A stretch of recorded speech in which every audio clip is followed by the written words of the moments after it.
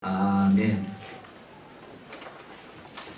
우리들은 계속해서 룻기를 통하여 텅 빈 인생이 영광 가득한 인생으로 변환하는 그 대전환의 비결에 대해서 배우고 있습니다. 오늘 4장 1절에 보면 이런 단어가 나오죠. 마침 보아스가 이래 되죠. 마침 보아스가 말하던 기업 물을 자가 지나가는지라. 마침입니다. 타이밍이 맞았다는 거죠. 여러분, 타이밍이 맞을 때 참 일이 신나지 않습니까? 우리 인생이 그런 것 같아요. 내가 열심히 노력을 해야 됩니다. 그것은 뭐 기본이죠. 그런데 이 타이밍이 맞아야 됩니다. 농사를 지어본 분들은 아실 것입니다. 혹은 농사를 생각해보면 이해가 되실 것입니다. 농부는 열심히 농사를 지어야 됩니다. 정말 농부들은 실제로 열심히 농사를 짓습니다. 그러나 그것 가지고는 부족하죠. 뭐가 있어야 되죠? 햇빛과 비가 있어야 됩니다. 그런데 햇빛과 비가 적절한 타이밍에 와야 돼요. 햇빛이 필요한데 비가 많이 내려버리거나 비가 필요한데 가물어버리면 농부의 그 최선을 다한 것이 허사가 될 때가 있습니다. 인생도 마찬가지입니다. 우리 인생에 텅 빈 인생이 영광 가득한 인생이 되기 위해서는 우리가 열심히 노력해야 됩니다. 최선을 다해야 됩니다. 그런데 우리는 이렇게 고백하고 믿습니다. 사람이 계획을 세울지라도 일의 성취는 여호와께 있느니라. 하나님께서 햇빛과 비를 주셔야 됩니다. 그런데 때를 따라 주셔야 됩니다. 하나님께서 여시면 닫을 자가 없고 하나님이 닫으시면 열 자가 없기 때문입니다. 여러분, 우리 이렇게 기도하시는 분들 되셨으면 좋겠습니다. 하나님, 제가 열심히 하겠습니다. 저를 좀 도와주십시오. 하나님이 도우셔야 이 일이 성취될 줄로 믿습니다. 하나님, 저를 좀 도와주십시오. 적절한 때에 이른 비와 늦은 비를 내려주십시오. 햇빛을 비춰주십시오. 이것이 우리의 기도해야 될 것입니다. 보아스가 기업 물을 자를 만났습니다. 기업 물을 자에 대해서는 몇 주 전에 말씀을 드렸습니다. 여러분 혹시 기억하시더라도 복습하는 차원에서 다시 말씀드리겠습니다. 이스라엘의 아주 독특한 제도입니다. 기업을 물은다는 제도가 있습니다. 이게 뭐냐 하면 형제가 억울한 일을 당하면 그 억울함을 형제들이 풀어줘야 됩니다. 그게 기업을 물은다는 뜻 중에 하나입니다. 또한 형제들 중에 혹시 가난으로 인하여서 종이 된 사람이 있을 수 있잖아요. 그죠? 당시에는 신분제 사회니까 종이 된 경우에 형제는 기업 물을 자는 그 사람을 몸값을 지불하고 그를 해방시켜 주어야 됩니다. 그런 책임이 있었어요. 또 만약에 그 형제가 가난해서 자신이 가지고 있는 땅을 그냥 팔아버렸으면 기업 물을 자는 그 땅값을 지불하고 그 땅을 다시 사주어야 됩니다. 그것이 기업 물을 자입니다. 또 하나, 어떤 형제가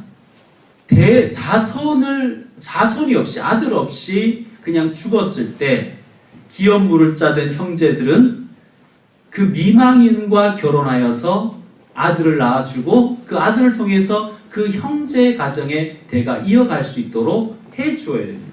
그게 기업 물을 자입니다. 이것은 매우 명예로운 일입니다.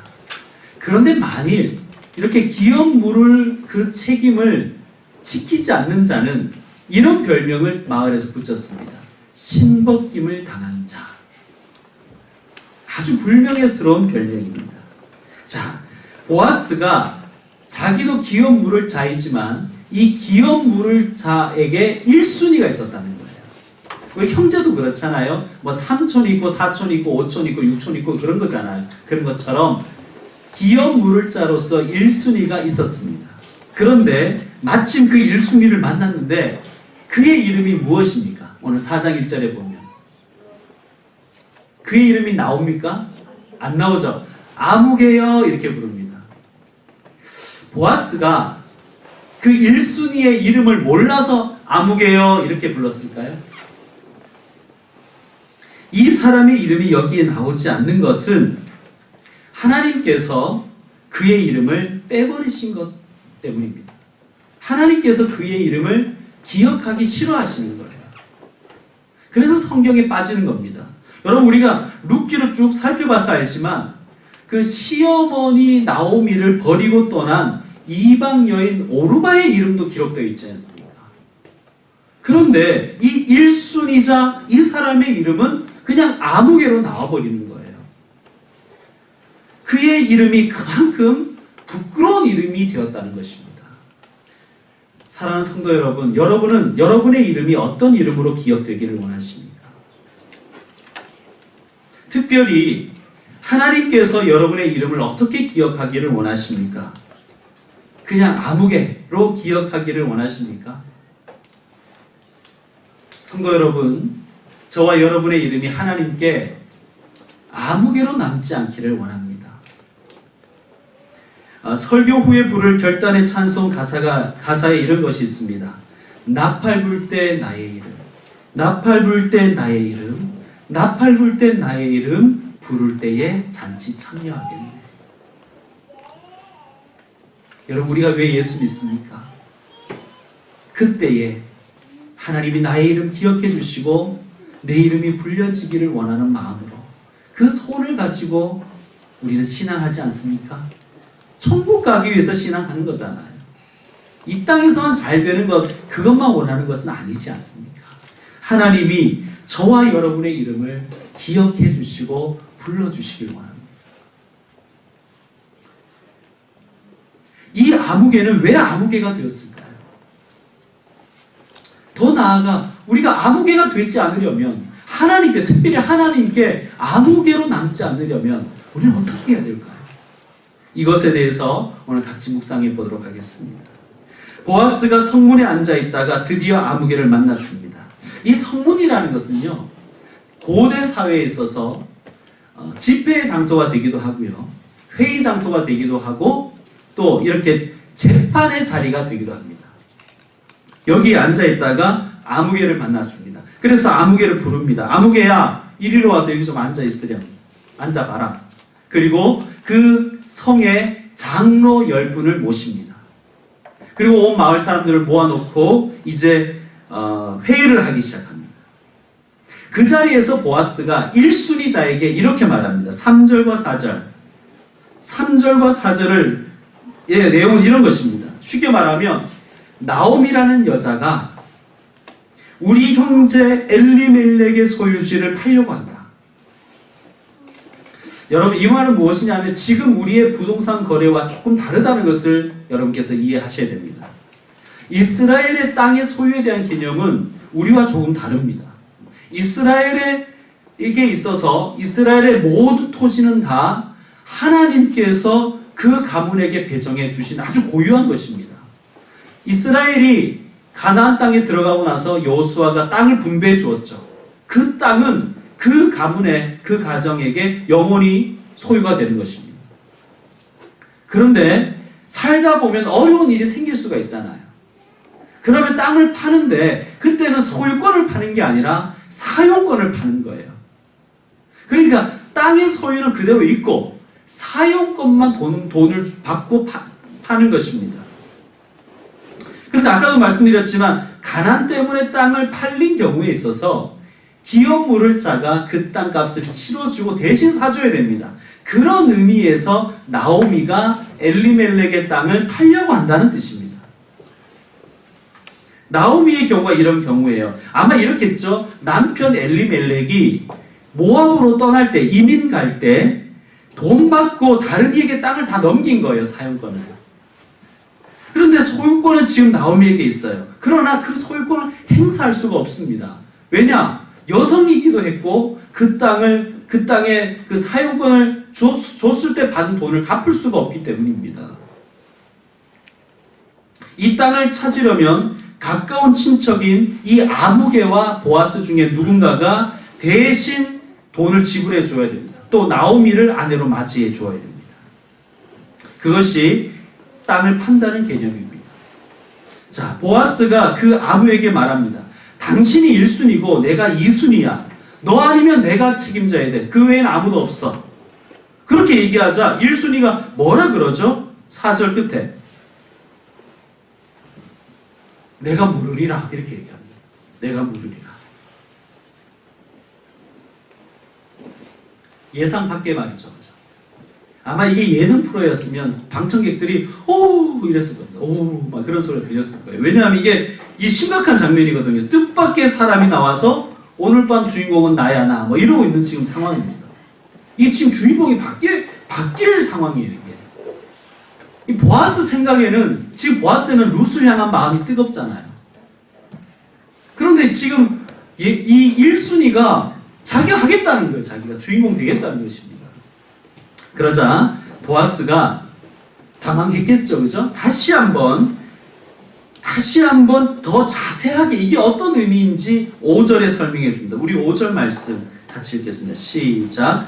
보아스가 이르되 네가 나오미의 손에서 그 밭을 사는 날에 곧 죽은 자의 아내 모압 여인 룻에게서 사서 그 죽은 자의 기업을 그의 이름으로 세워야 할지니라 하니 아멘. 자, 보아스가 더 자세하게 설명해 줍니다. 죽은 자의 가문을 네가 세워줘야 하는데 할 수 있겠니? 이렇게 묻습니다.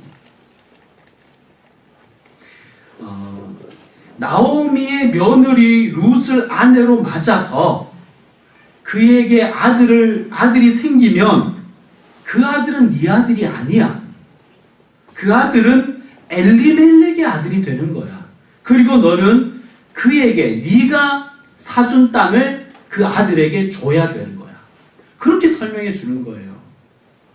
자, 1순위 이 아무개가 처음에는 이 나오미만 생각했던 것 같아요.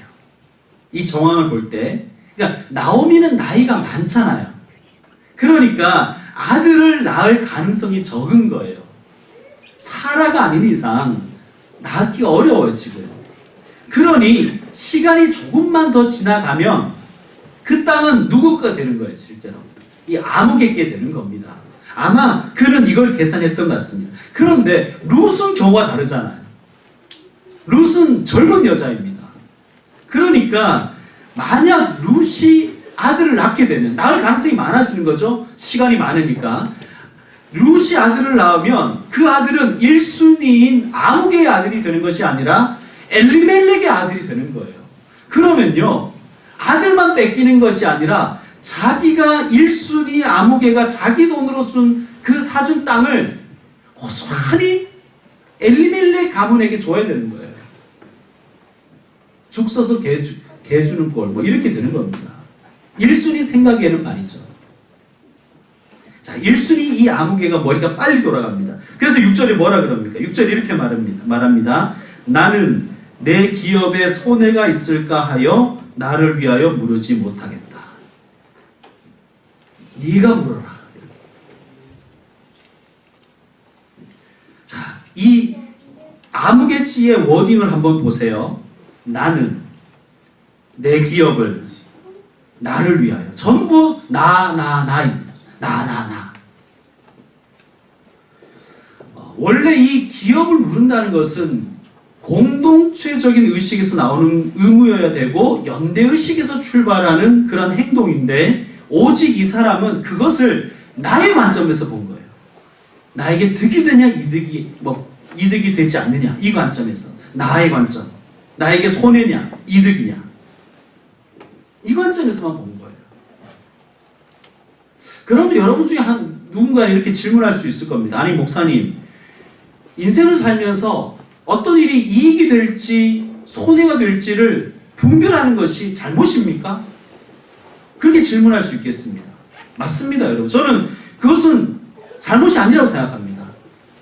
이것이 나에게 이익이 되느냐 손해가 되느냐를 따져보는 것은 합리적인 것이며 상식적인 것이며 우리의 신앙생활은 90% 이상이 상식적이어야 되고 합리적이어야 됩니다. 이것을 따진 것이 잘못된 것이 아니라는 말씀을 드리려고 하는 거예요. 자, 기업을 물은다는 것은 사실 자신의 손해를 감수하고 하는 거예요.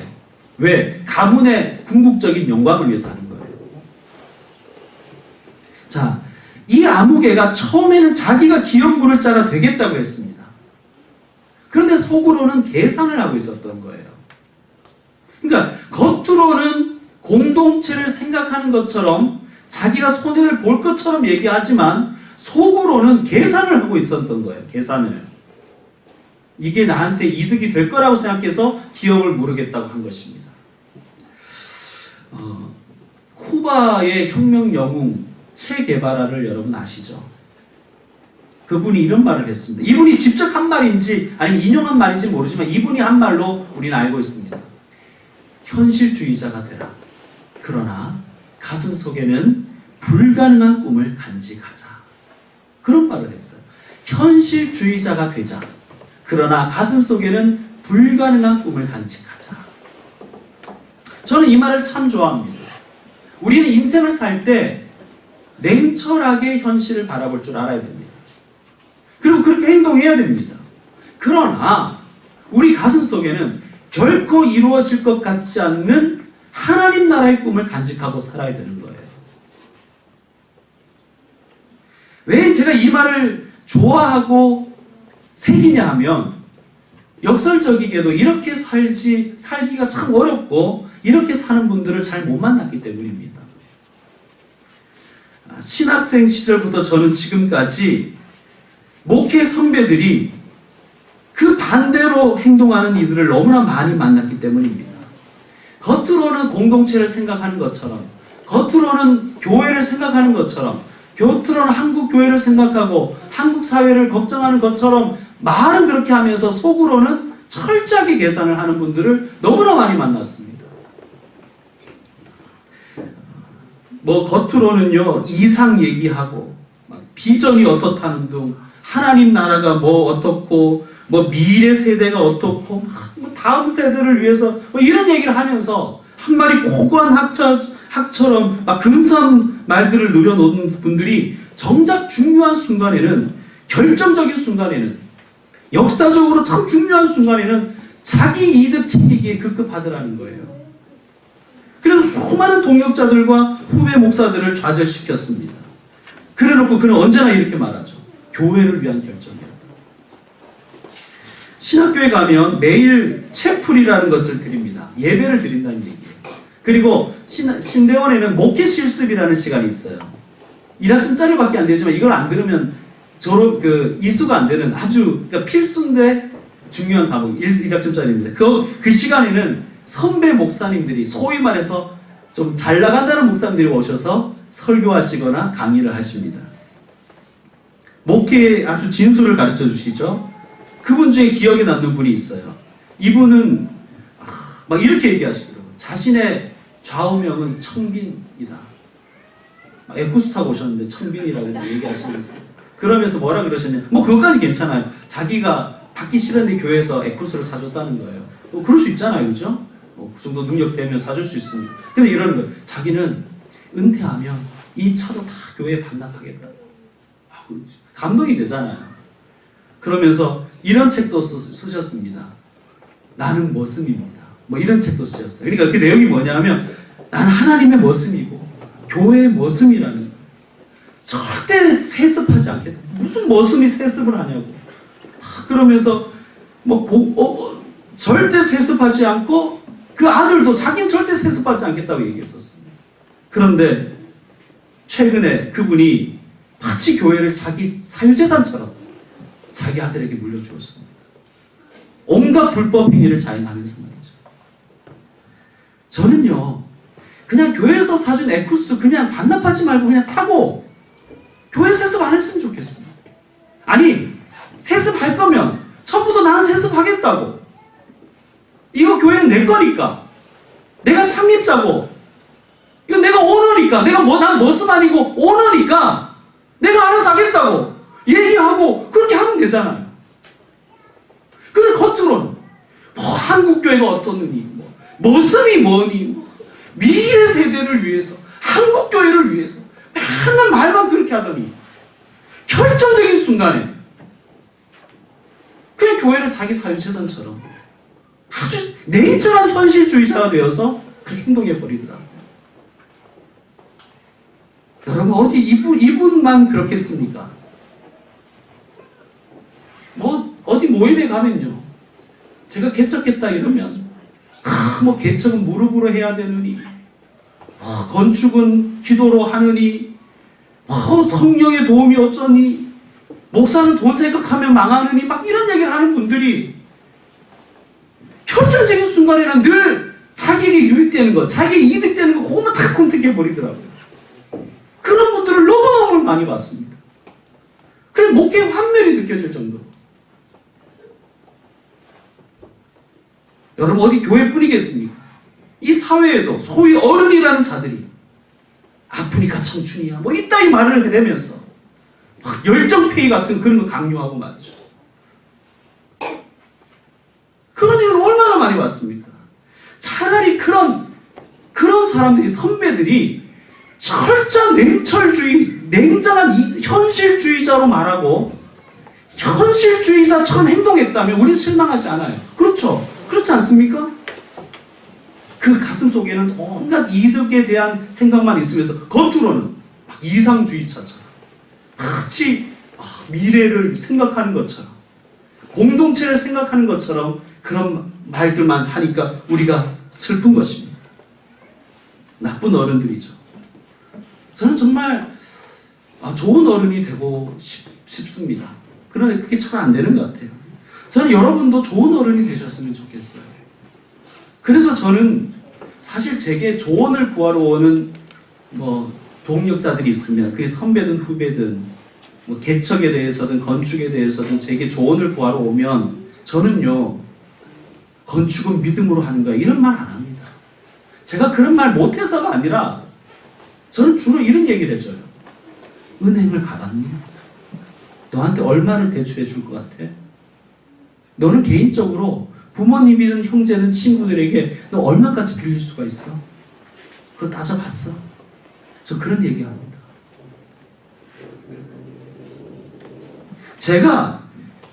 저도 한 마리 고고한 학처럼 무릎으로 해라 이런 말을 못해서가 아니에요.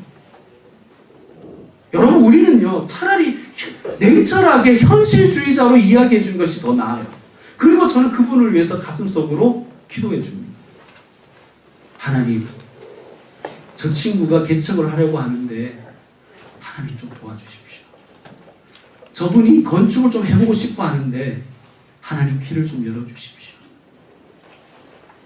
여러분, 우리 겉으로는 합리적으로 상식적이고 때로는 냉철한 현실주의자로 그렇게 살더라도 가슴 속에는 불가능해 보이는 꿈을 간직한 사람으로 사는 것이, 그것이 하나님께 기억되는 방법입니다. 사랑하는 성도 여러분, 현실 발을 굳게 디디고 살아가십시다. 현실을 냉철하게 바라보고 냉정하게 현실에 직면해야 됩니다. 그러나 우리의 가슴에는 사랑을 향한 따뜻함과 하나님 나라를 향한 불가능한 꿈을 꾸고 그 꿈을 잃지 말아야 됩니다. 이 1순위 암흑에는 겉으로는 이상주의자처럼 공동체를 생각하는 것처럼 이 가문을 생각하는 것처럼 말했지만 그의 속에는 철저한 현실주의자의 계산이 담겨 있는 거예요. 예수님 뭐라 그러셨습니까? 누구든지 나를 따라오려거든 자기를 부인하고 자기 십자가를 지고 나를 따라올 것이다. 이 말씀 무엇입니까? 손해볼 각오로 나를 따라야 된다는 것입니다.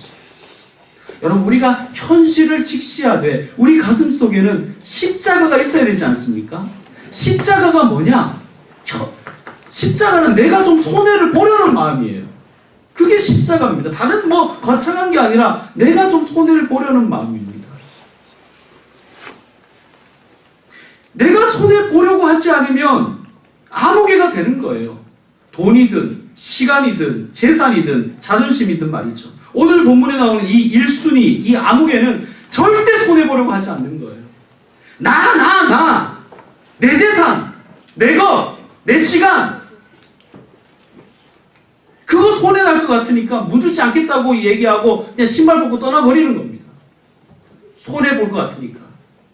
여러분, 하나님께서 어떤 사람의 이름을 기억하시겠습니까? 여러분 생각에 철저하게 이 1순위차처럼 손해보지 않으려고 그냥 그저 내 건 나 그거 따지는 사람을 하나님 기억하시겠어요? 아니면 십자가 지는 사람, 희생하고 헌신하려는 사람을 하나님 기억하시겠어요? 뭐 이거 물어보면 많아져. 십자가 지라. 주님 말씀하십니다. 손해볼 각오를 하라는 겁니다. 그게 신앙생활이에요. 그런데요, 제가 짧은 인생이고 목회 경력도 짧은데 지금까지 제가 살아오면서 또 많은 사람을 보고 저도 짧은 시간이지만 목회를 하면서 경험한 것 좀 간증할 수 있는 게 뭐냐면요, 하나님을 위한 손해는 손해가 아니더라고요. 하나님을 위해서 손해본 것이 있었다면 그것은 복의 씨앗이 되더라고요. 여러분, 그것은 간증할 수 있습니다.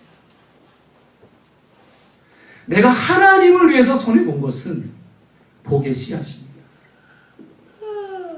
여러분 따라합시다. 하나님을 위한 손해는 복의 씨앗이다. 여러분, 그것을 꼭 기억하십시오. 하나님은 하나님을 위해서 손해본 자의 손해를 그냥 모른 척하지 않으십니다. 그래서 우리가 하나님을 사랑하는 거잖아요. 여러분, 아무개로 남지 마십시오. 특별히 저는 다른 것들을 이제 좀 이렇게 범위를 좁혀서 교회에서도 여러분이 그저 아무개로 남지 않기를 원합니다. 여러분, 교회에서도요, 존재감이 좀 있어야 되지 않습니까? 이 존재감이라는 게 다른 세상적인 존재감이 아니라요, 거룩한 존재감 말이죠. 여러분, 교회 생활을 이렇게 쭉 하시면서 한번 보세요. 어떤 분들을 사람들이 기억하던가요? 어떤 분들을 기억하죠? 손해보는 분을 사람들이 기억합니다. 여러분, 참 교인들이 아무것도 모르는 것 같고 아무것도 잘 이렇게 관심이 없는 것 같은데 한 번씩 보면요, 교인들은 보고 있고 듣고 있더라고요. 저 목사가 손해보려고 하는지 안 보려고 하는지 교인들은 안 보는 것 같은데 다 보고 있고 알고 있더라고요. 그렇지 않습니까? 여러분, 교회에서도요, 손해보려고 하는 사람이 거룩한 존재감이 있는 거예요. 저는 우리 교회 교인들이, 모든 분들이 좀 거룩한 존재감이 있는 분들이 되셨으면 좋겠어요. 그리고 정말 중요한 건요, 천국에서 거룩한 존재감이 있어야 되지 않겠습니까? 우리의 이름이 하나님의 생명책에 아무개로 적히는 것이 아니라 여러분의 이름으로 적혀 있어야 되지 않겠습니까? 의미 있는 이름, 가치 있는 이름으로 남으십시다. 이제 말씀 마무리하겠습니다. 인도에서 사역하는 한 선교사님이 어느 날 아침에 겐지스 강가에서 산책하고 있었습니다. 그런데 그 강가에 아들 둘을 데리고 가고 있는 한 힌두교도 여인을 만났습니다. 이 선교사님은 알고 있어요. 이른 아침에 아들을 데리고 겐지스 강에 왔다는 것은 그 중에 한 아들을 자신이 믿는 신에게 바치려고 하는 행위라는 것을 알고 있습니다. 그래서 이 선교사님이 그 여인을 말립니다. 아주 적극적으로 말렸습니다. 열심히 말렸습니다. 한참 동안 설득했지만 결국은 그녀의 마음을 돌릴 수가 없었습니다. 몇 시간 후에 선교사는 이 여인을 다시 만났어요. 그런데 이 여인은 강둑에 서서 찢어지는 고통과 슬픔으로 울면서 강둑에 서 있었습니다. 아들을 바쳤구나. 그런데 가만히 살펴보니까 두 아들이 있었는데 한 아들은 건강하고 잘생긴 아들이었고 한 아들은 눈이 멀고 장애를 가진 아들이었는데 건강하고 잘생긴 아들이 보이지 않는 거예요. 이 여인은 건강하고 잘생긴 아들을 바친 거예요. 그래서 선교사가 물었습니다. 부인, 만일 당신이 두 아들 중에 한 아들을 포기해야만 했다면 어째서 이 눈멀고 장애가 있는 아이가 아닌 건강하고 잘생긴 아들을 포기한 것입니까? 물었습니다. 그럴 때 이 여인이 대답합니다. 선생님, 미국에서는 어떤 신을 섬기는지 모르겠지만 여기 인도에서는 언제나 최선의 것을 받으시는 가장 위대한 신을 섬깁니다. 성도 여러분, 여러분의 하나님은 어떤 하나님이십니까? 하나님은 하나님을 위해서 손해볼 각오를 가지고 실제로 손해보는 사람을 하나님 기억하십니다. 그리고 그 손해를 축복의 씨앗으로 갚아주십니다. 여러분, 우리의 인생은 철저한 현실주의자로 살아가더라도 우리의 가슴 속에는 하나님이 기뻐하시는 불가능한 꿈을 간직하고 살아가십시다. 그 꿈은 뭐냐? 십자가입니다. 십자가. 기도하겠습니다.